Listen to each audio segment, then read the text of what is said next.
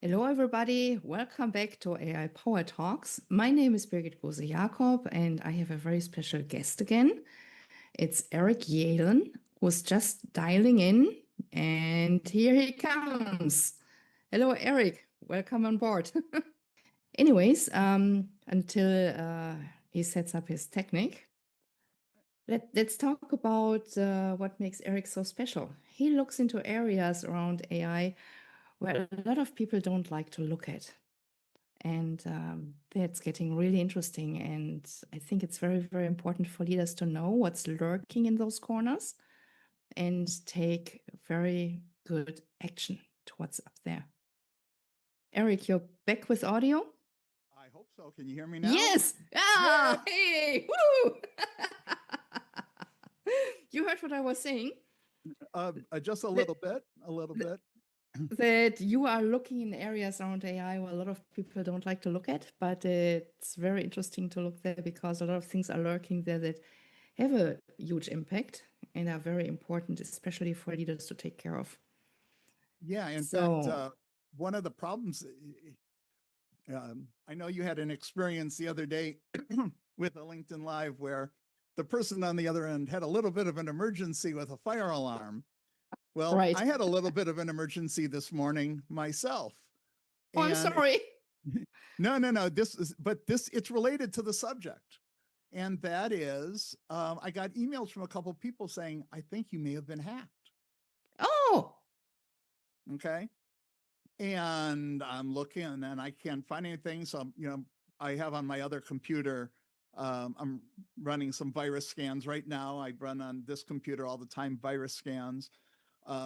But the fact is that if you're in business and you're doing anything online, you're responsible for that data that you're collecting. Now, if you're not collecting any data, it's not that big of a deal. But the likelihood is you are. And what happens when you have something, and let's face it, we all know somebody somewhere, even maybe ourselves, where there has been issues with our identity being stolen or our systems being hacked. We know that there's stories all over the place of, businesses getting hacked, and you've got to be concerned about what do? You put all of this time and effort into building a business, and then something happens. And just to make clear, collecting data, it also means just collecting a name and a phone number or an email. It's collecting data already, and a lot of people are not aware of that. Yeah, it's called personal identifiable information, or PII. Now, depending on the nature of your business, there's all sorts of rules and regulations that apply to different industries. So, for instance, if you're in the healthcare industry, there you're not just collecting PII, you're collecting PHI, which is personal health information. Ooh. Or if you're in financial services, now you have a whole bunch of regulations with, like in the United States, we have FINRA, we have the SEC, we have this, that, and the other thing. So there's all sorts of different regulations you have to be aware of. So what are those policies on your page?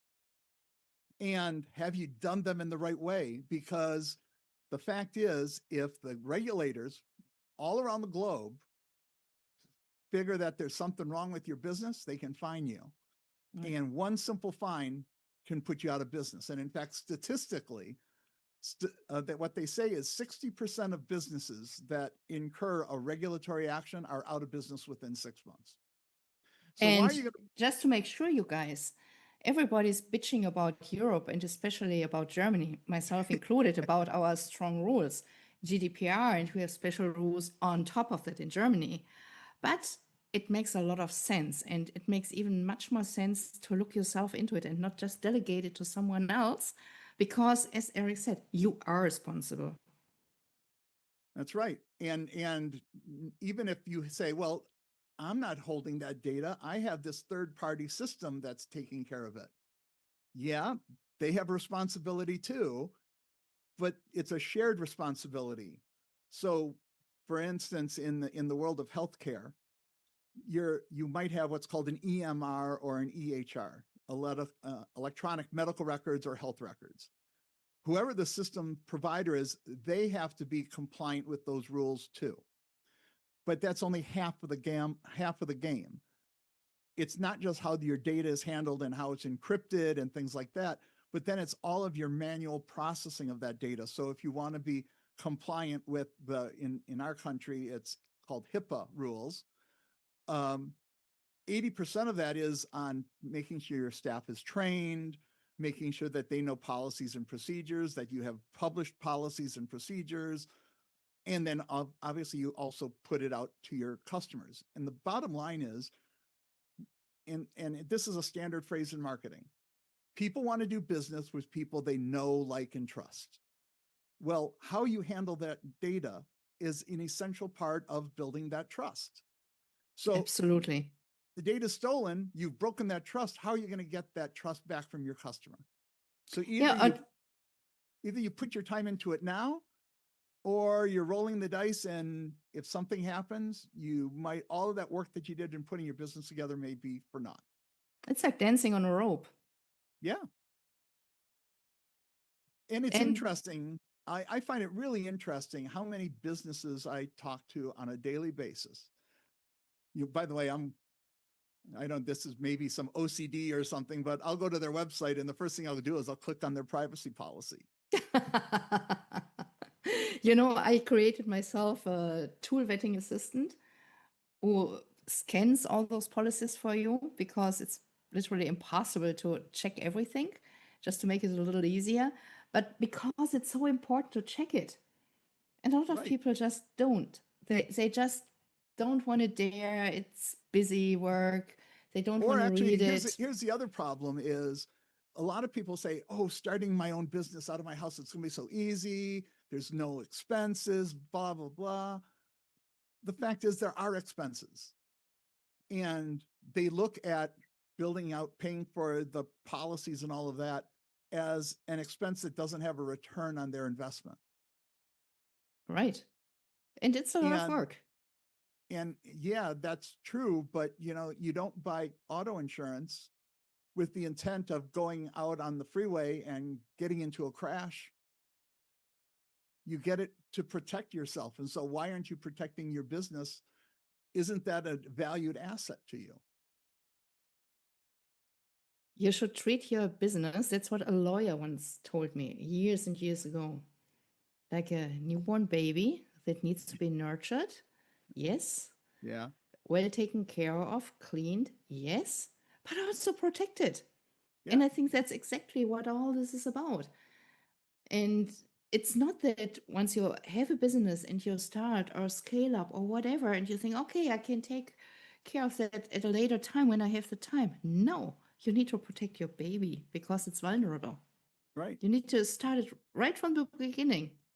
Right. And the fact is that part of the problem is lawyers can be really expensive. So people want to avoid lawyers as much as possible, which we understand that. And so we offer tools that make it a lot less expensive than even having 1 hour with the lawyer. In some cases, it depends on what level of compliance we have to deal with. And by the way, it's not just that kind of data. Here's another thing that a lot of people don't know. If you accept credit cards, you have to be, as a merchant, you have to be PCI compliant. PCI, by the way, is payment card industry rules. Mm-hmm. And if you violate those rules, the credit card processor can say you can't collect money anymore via credit card. What would that do to your business? Now, just imagine you just launched something great and people are buying. And then something like that happens. And you get banned from collecting money. And it's another area of complexity that people don't understand. I know a bunch of entrepreneurs where they were doing fine.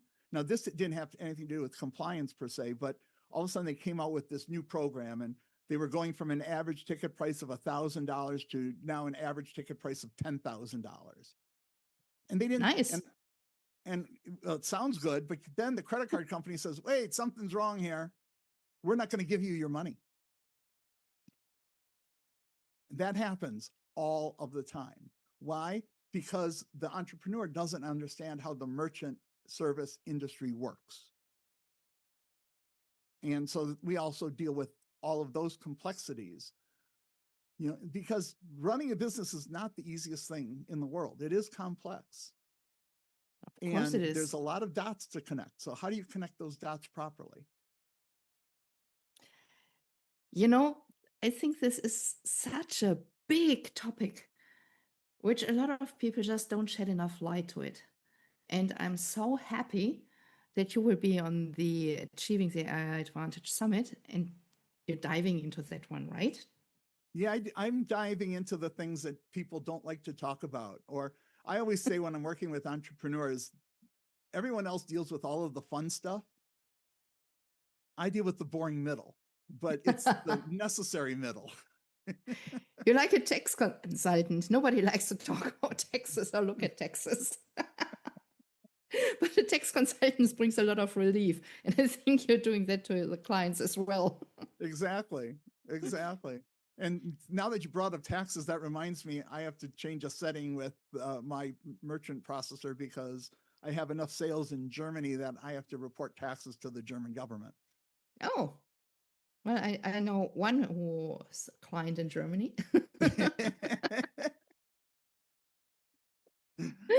But yeah, I think that the people who are attending the summit, they're going to get a different perspective on things. I mean, all of us who are in AI, we all deal with a lot of the same things, but we bring different perspectives into it, and sometimes we're bringing in different tools and different capabilities.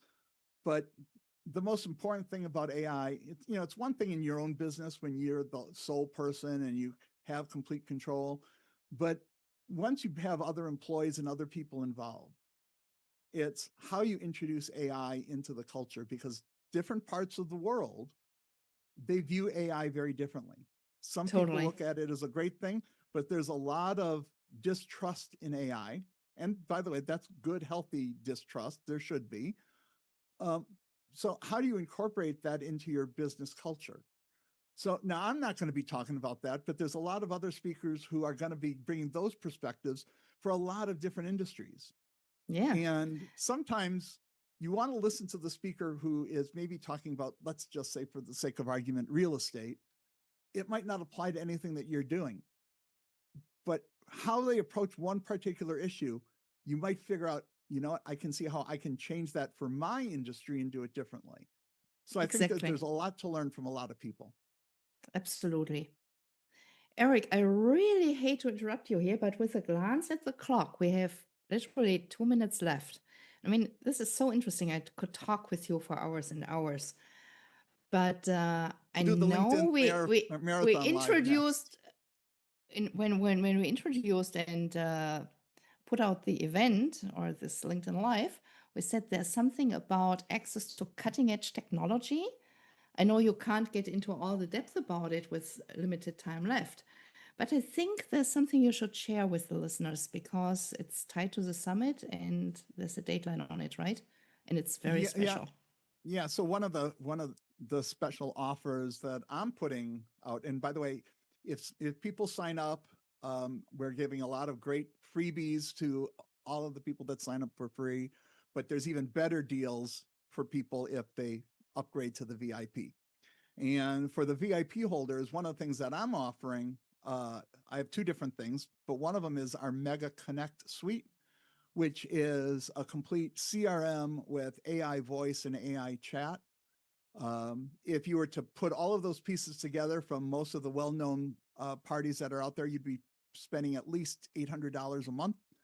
We're going to be offering it our regular price. We're going to have it for $600 a month, but for the VIPs, we're going to offer it for $397 a month. Wow, that's a real steal. It is. Now, of course, that does not cover the implementation. So the people that are really good at it, they can do it themselves, or we can do it. But it is a great offer. Again, just the subscription costs alone, you're going to save almost $5,000 a year. That's amazing. That's amazing. So just for those who don't really know what voice AI is, I give you 2 more minutes. Because it's so exciting. So when we talk about generative AI, we have conversational AI, which is when you're dealing with somebody in a chat basis, texting on the phone. And then conversational is when somebody calls, you can have a AI voice agent answer the call. And it's how you program that agent that makes the difference. So it can handle customer service questions, it can book appointments, it can do outbound calling and say, "Hey Birgit, you have an appointment tomorrow at 10, just calling to confirm it." And then you can say, "Yep, that's fine, I'll be there." And the AI can interpret that and mark that in your systems. So it can handle everything from sales to customer service to appointment setting.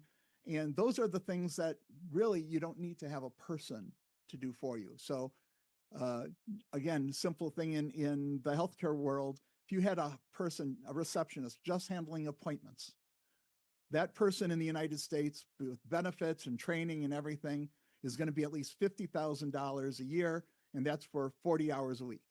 But then you have to have after-hours service, and so maybe you have some other service doing that. And then you got all of the employee baggage that comes with it.